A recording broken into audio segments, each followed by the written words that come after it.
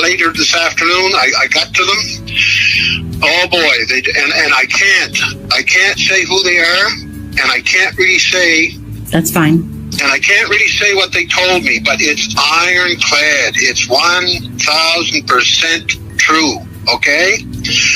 I know exactly what happened to the kids. The kids are alive. Melissa Scott's trail cameras might contain clues about the disappearance of Lily and Jack Sullivan. RCMP asked her for days of footage as the investigation into the missing children approaches the 3.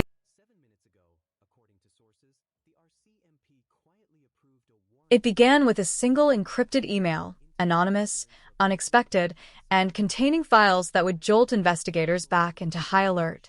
Within hours, what had been a steady but quiet investigation into the disappearance of Lily and Jack Sullivan turned into one of the most delicate and potentially explosive phases yet. Hit the subscribe button and turn on the bell so you get first-hand updates as this story continues to unfold, because what the RCMP uncovered next could reshape everything we thought we knew about this case. Authorities in Nova Scotia have quietly confirmed that a new search warrant has been executed as part of the ongoing Sullivan investigation. This time, the focus isn't on distant leads or general search efforts. It's on one person, Darren Gettys. For months, Gettys positioned himself as a concerned volunteer and outspoken online commentator following the children's disappearance.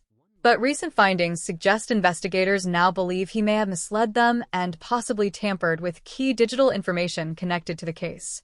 The renewed scrutiny began when RCMP investigators received an anonymous email packet sent through a masked relay service, containing several encrypted files. Once decrypted by cyber forensic specialists, those files revealed an unsettling combination of data: GPS coordinates, images, audio recordings, and archived chat logs that had allegedly been deleted from Gettys' personal devices. The metadata alone was enough to spark immediate internal concern. It appeared that Gettys had been near the area where the two children were last seen, contradicting prior statements he made to both police and the public. But even more alarming was the nature of the recordings included in the submission. Among the unedited clips were what investigators described as rehearsal videos, fragments showing Gettys practicing lines before filming his public commentary on the Sullivan case. In one recording, he appeared to stop mid-sentence, reset his expression, and repeat the same story several times, as if fine-tuning a version of events.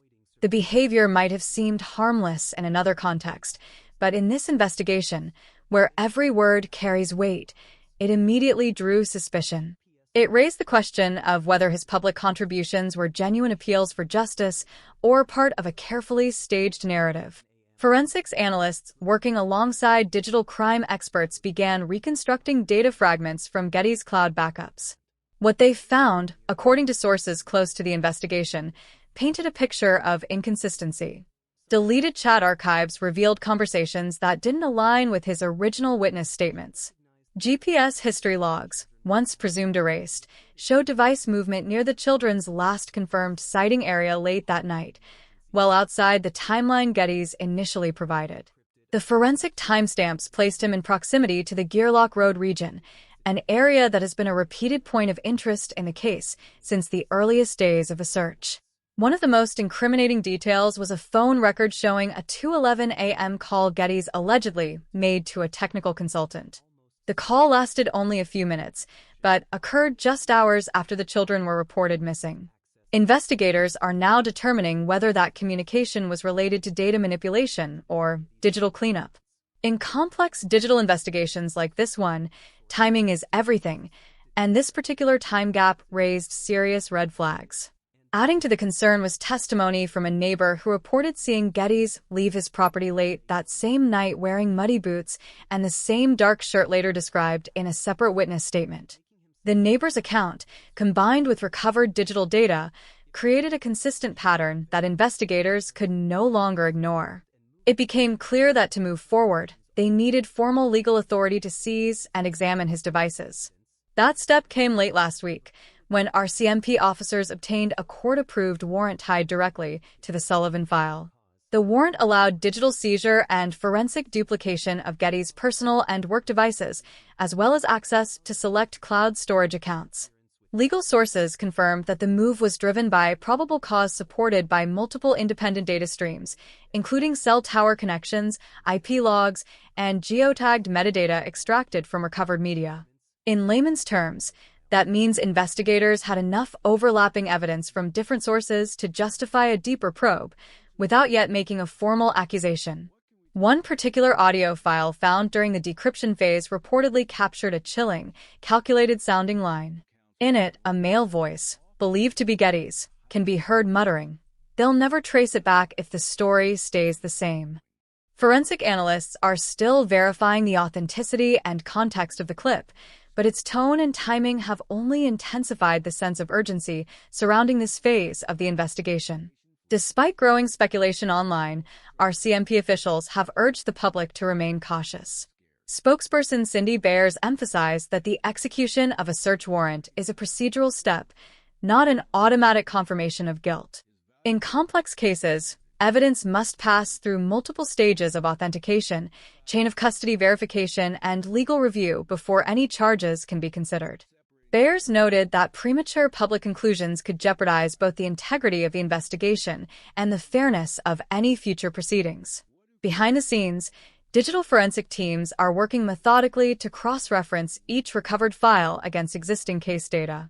Every GPS ping, every deleted message, every timestamped image is being reconstructed to create a cohesive digital timeline. The goal isn't only to confirm whether Gettys was present at critical locations, but also to determine motive, whether his actions were those of a concerned observer who overstepped boundaries or someone deliberately concealing involvement. This case underscores how modern investigations increasingly hinge on digital forensics. Metadata, cloud backups, and encrypted communications can reveal what eyewitness accounts sometimes cannot. In this instance, it was the convergence of multiple digital sources, cell tower data, GPS history, device activity logs, and recovered media that ultimately formed the foundation for probable cause. Without that technological precision, suspicions alone would never have been enough to justify a search warrant.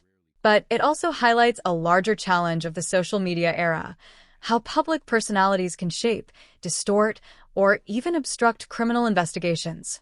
Gettys' online presence had drawn significant attention in earlier months, with many of his videos speculating about the case, criticizing investigators, and offering his own interpretations of the timeline. While such content can amplify awareness, it can also spread misinformation or distract from verified leads. Law enforcement sources privately acknowledge that the balance between public engagement and investigatory control is increasingly difficult to maintain. For now, the RCMP remains tight-lipped on whether Gettys will face formal charges. The priority, they say, is securing all potential evidence before making public conclusions. Investigators continue to analyze terabytes of digital material, including encrypted drives, archived messages, and deleted file fragments that could hold the missing pieces of this long-running mystery. The broader takeaway is clear. In modern investigations, every byte matters. Deleted files aren't truly gone, and digital traces often outlive the stories people tell. The RCMP's cautious legal approach, using layered warrants, forensic validation, and corroborated witness accounts, shows how critical procedure is in converting suspicion into actionable proof. As of now, the disappearance of Lily and Jack Sullivan remains unsolved. But with each layer of evidence pulled from the digital shadows, investigators are narrowing their focus. Whether Gettys' role proves to be peripheral or central, his actions have forced the case into a new, more precise phase, one defined by data, accountability, and the relentless pursuit of truth. For the families waiting, for the communities still aching for closure, and for investigators piecing together fragments of that terrible night, this latest development may be the first sign that silence is finally beginning to break.